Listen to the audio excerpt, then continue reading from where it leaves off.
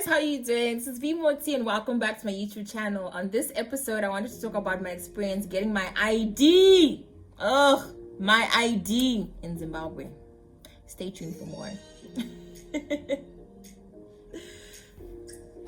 So, I am one of those people who a few or quite a bit of people got my ID way after I had grown older.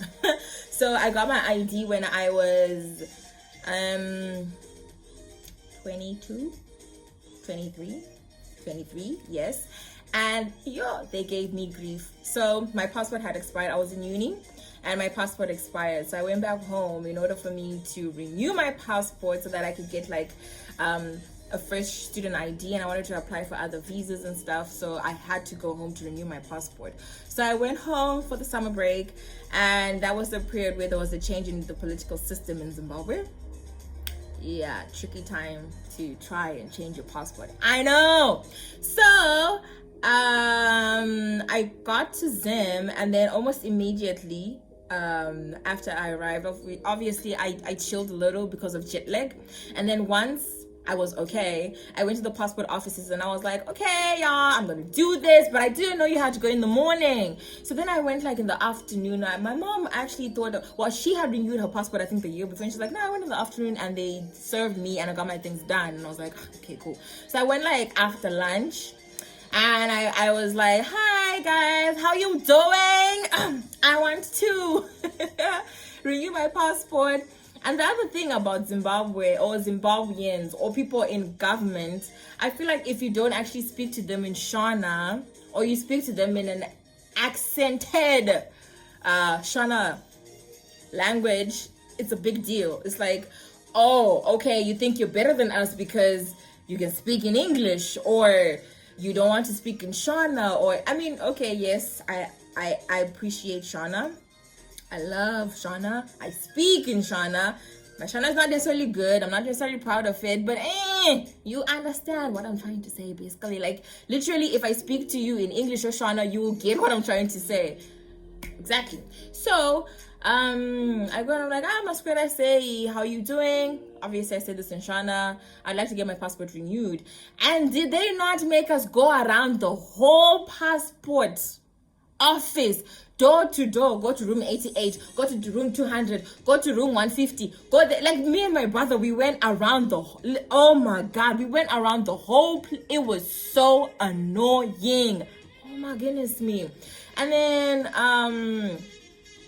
what happened after?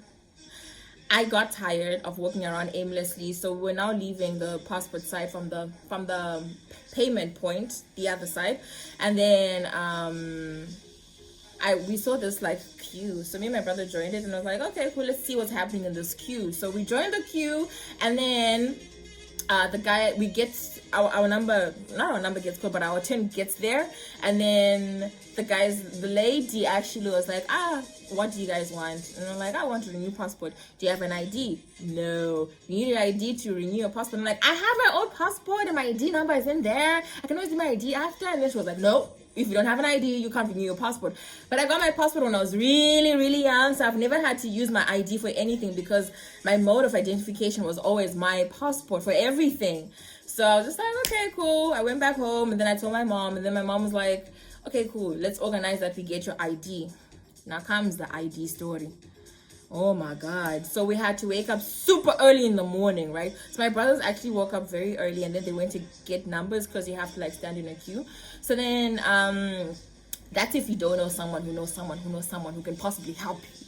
But at that point in time, I didn't know someone who knows someone who could possibly help me. So this was the only way we could get the passport or the ID ready. So my brothers stand in the line, and then they wait and wait and wait and wait until they get numbers. And I got to the passport place around 7 a.m. So they were already okay, you stand at some bank in town, and then you walk to the passport place, and then you wait outside the gate until the guard comes through. Then when the guard comes, he opens the gate, and then you guys get in, and then you get into different lines, the passport line and the ID line. And then the ID guys go another place, passport people go another place, and then At the ID place, you go sit, like you sit one after the other. The way you were standing, you sit one after the other.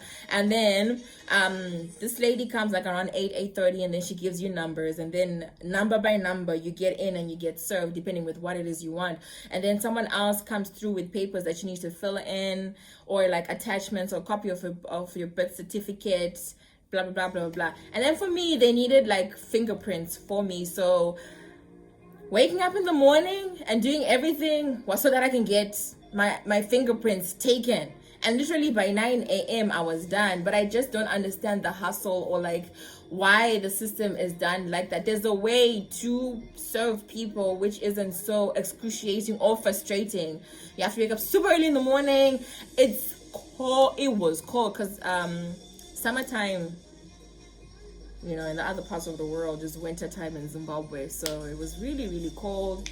And anyway, I got that done, and then they're like, come through I think in a week or so to check your stuff.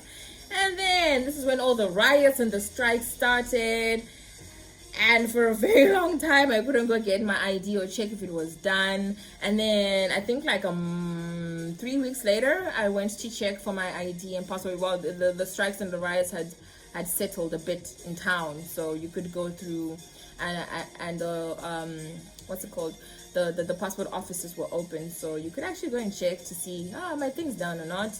So I went and I was told that my fingerprints are being verified 3 weeks after. And I'm just there thinking, it's like going to a bank and telling them I want to open a bank account, and then they tell you we need to verify if you have a bank account already, or if you have money in our bank. But I don't even have a bank account. So for them to be verifying my fingerprints for years and years and years, and you don't even have my fingerprints in the system, it just doesn't make sense. Like, anyway, that got done. So like 2 weeks after they told me they were verifying, then we went to check my fingerprints if they're done, and then they were done.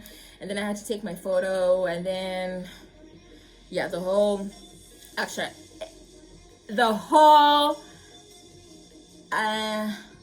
process afterwards, after I got my fingerprints verified.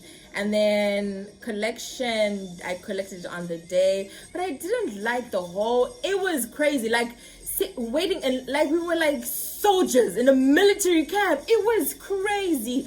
And the way that they don't really treat you well, the ladies will be throwing papers at you and shouting at you. I did not like that experience at all. Eventually I got my passport done in time, blah blah blah. But it was such a gruesome and long process. I was just like, you know what, as Zimbabweans, we need to do better. We need to treat each other better. We need to respect each other. I understand, you know, they don't want like makeup and they want black hair. So I had to dye my hair black, and I had to remove my earrings and not wear necklaces or anything. Like, I had to look like really chill, super chill. Because another thing is also, if you go looking, you know, all posh and, you know, dolled up and everything, they will hustle you, because it's like, okay, so you think yeah, okay, we'll deal with you. And it sucks, it really sucks, but there's nothing you can do, because you actually need their services, so you have to go through the process, but it's nothing exciting at all.